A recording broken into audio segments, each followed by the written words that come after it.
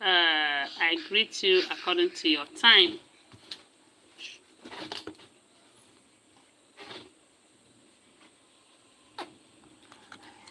So guys, we are still on the gist from the palace of Ooni of Ife. If you are just joining, you are welcome. So, information reaching us right now is that a lot has been happening, and God has been revealing a whole lot of things in this case, because I believe God is at work. That is why some hidden things are being brought to light for the sake of Queen Naomi. If you are just joining, you're welcome. Thanks for joining. Please give this video a thumbs up. About a month ago, there was this alleged information we heard that a certain juju man was seen throwing something inside the Lekki mansion where Queen Naomi just packed in. They said it was that week. I don't know if you remember that gist. A lot of people might not remember it.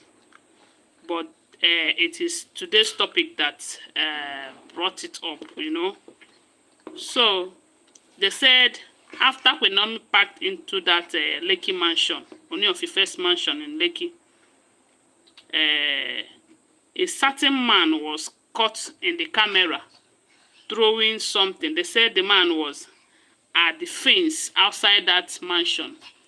He would bring a leaf, tie it with stone and nylon, and throw it inside the Lekki mansion where Queen Naomi was staying. And when they noticed that from the camera, the CCTV camera inside, they were monitoring him, and they sent for police. They said while he was doing that, police came and arrested him. They tortured the man. They tried to find out the truth from the man. He couldn't say the truth, And because they cannot detain him for a very long time, they said after some days he refused to talk. They released him. Although some people said he made mention of some Olories in the palace then. But from my source, they said the man did not talk. So when they released him, they decided to monitor him. But he never knew they were monitoring him, And as God may have it, they traced him to the men Babalawo, because from what we heard, they said he is just a messenger. And if you remember that period, he was just shouting that he's a messenger, that in their culture, you don't beat a messenger. That is the person that sent the person that you have to judge or anything. That he's just a messenger, he's just a messenger. Now they traced him to the men Baba who does that juju. Yes. Then they said when they traced that man to Ijebu, they said the man is from Ijebu. He was the one that prepared that juju. And they now arrested the main juju man. When they asked this man what he prepared and whom he prepared it for, the man said that certain group of people came to his house, and a woman and some guys like that. And they told him to prepare something that will be scaring somebody. They said they wanted to prepare that juju for a woman. That when they throw it inside the woman's house, the husband will not come closer to the woman. That when they throw that thing inside that place, when the man come in, that stone will turn to lion and be chasing the man. As in, after the man throw that thing inside there, the thing will turn to lion. I don't know. Anyway, let me tell you, whether we believe it or not, there is power in juju. Serious one. But that doesn't mean that the power of in juju is powerful than God, So they said the essence of throwing that thing is such that if the man come in, the thing will turn, the stones and everything that man was throwing inside there will turn to lion, and they will scare the husband away. But the man said they did not mention a king's name They did not mention Kabiyesi. They did not mention, because if to say they mention Oni or any Kabiyesi, that he will know, and he will not even try to do anything like that, you know. So this life, you know, balance at all. So their aim is, if Queen Naomi is inside that house, and they throw that in there, when Kabiyesi come, he will be seeing lion, and with that, he will not be coming inside that place, or maybe he will start having problem with Queen Naomi again. Because when you want to come inside your house, the house that you normally go in, and when you come again, something will be scaring you out of your house. It's somehow now, and you might be having in your mind that it's because of the person in there. So they said, when they asked the man who he prepared that for, he said it was one woman like that. And when he started mentioning name, it happens to be Olori Ronke. You know, there is this man that came with them. According to the information, they say when Oni now confronted anti-blue-blooded, which is Olori Ronke, you know, he denied it. But something implicated her, you know. According to her, she said that these people are just trying to set her up because they know that she is into a big problem already. That they want to frustrate her the more. But something that implicated her happens to be, they say one of the guys that went there with him, and that guy is from her royal family, is from her family direct, you know. And they said that man told the babalawo that his name is Yusuf. They said he told the man that his name is Yusuf. But while they were having discussion with some other guys that came with them, they keep calling him, is it Kaske, you know. So when Ronke was denying about not knowing the man, they said the man said that there was a certain guy that came with them who told him that his name is Yusuf. But he ended up finding out that the guy, they call him Casket. Is it Casket? Yes. You know. Then that Casket, they said the guy is popular. And everyone knows that Casket comes from Ronke's family.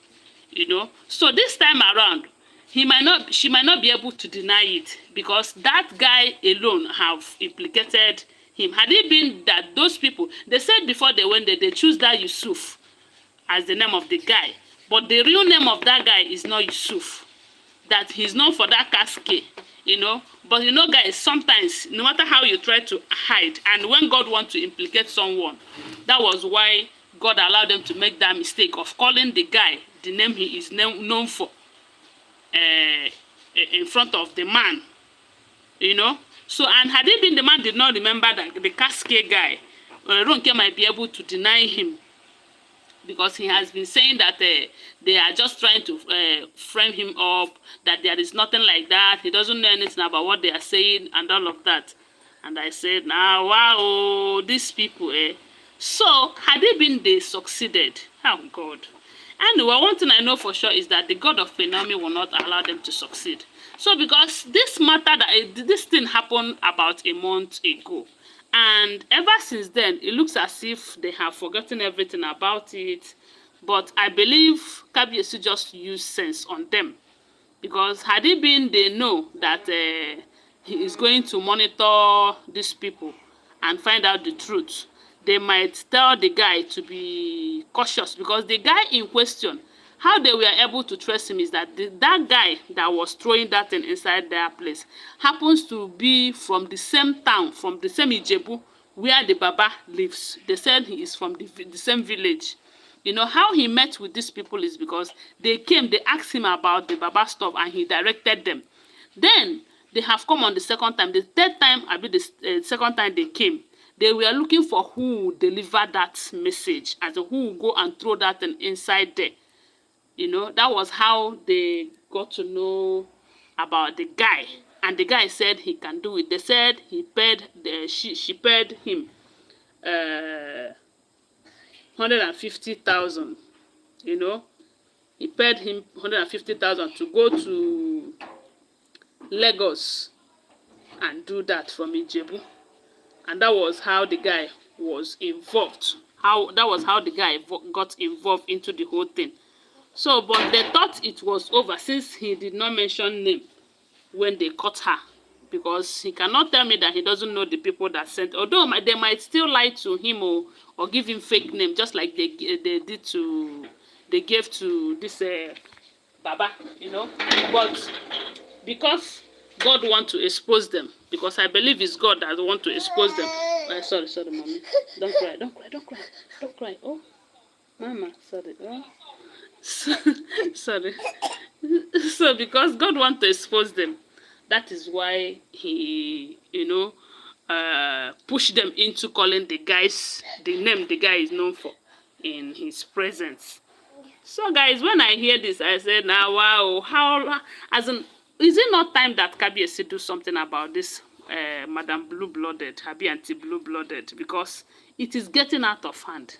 Yeah? Is KABIEYESI going to wait until she fulfill her mission in that palace?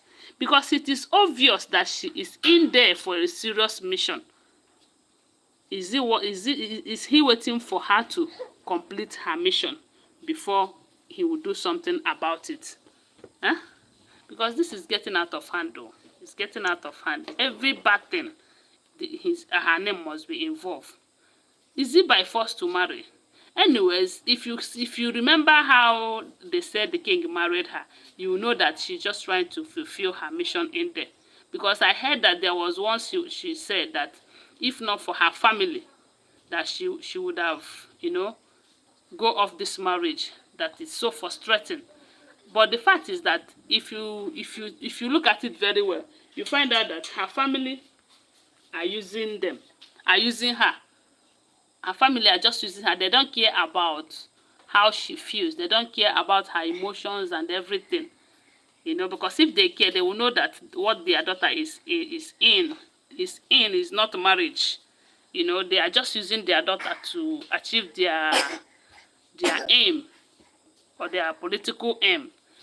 But anyways, there will always be an scapegoat. Maybe she is the scapegoat of the family. Anyway, let me tell you, some of you who does not know about the story. They said before Ooni of Ife became the king, that in the Ife kingdom there is these 4 ruling families, and among these ruling families, the leadership is supposed to be rotated among the 4 families. But there is this particular family that after their turn, they will continue again. After their turn, they will continue again. And that is the family that Ronke came from. Now, when it is time for this Ogunwusi's family, they insisted that they will still continue. Then, they said that was when they involved the government. I know say before now, a lot of people doesn't involve government in their chieftaincy stuff or leadership stuff like this. But they have to involve the government. After all, there is now civilization and all of that.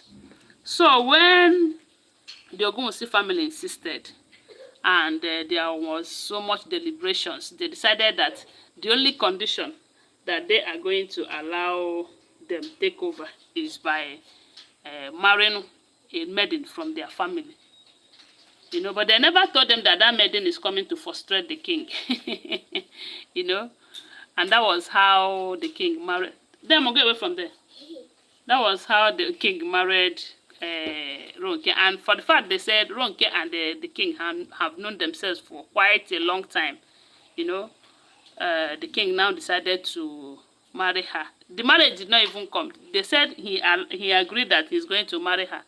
But he did not marry her, and he married the first person, the second person. QueenNaomi is the third person now. So it was when he was doing this marriage bonanza. Okay, when they frustrated Queen Naomi, I'm sure that this family, Ronke's family, are the main people who manipulated Queen Naomi out of the palace. That was when they now insisted that the king, or maybe instigated the king into marrying so many wives. And during the process of marrying so many wives, they now forced their daughter on the king. And today, the king is suffering, their daughter is suffering, because what they are in is not marriage. They are just managing. Anyway, guys, I don't know what to think about this. Whatever you think, please share with us on the comment section. I'm sure her mission is not a good one. But it's the KABIEYESI that's supposed to take action against her before she takes action against him. Guys, what do you think? Whatever you think, please share with us on the comment section. And please give my video a thumbs up, okay? Jesus. Bye for now. Love you guys.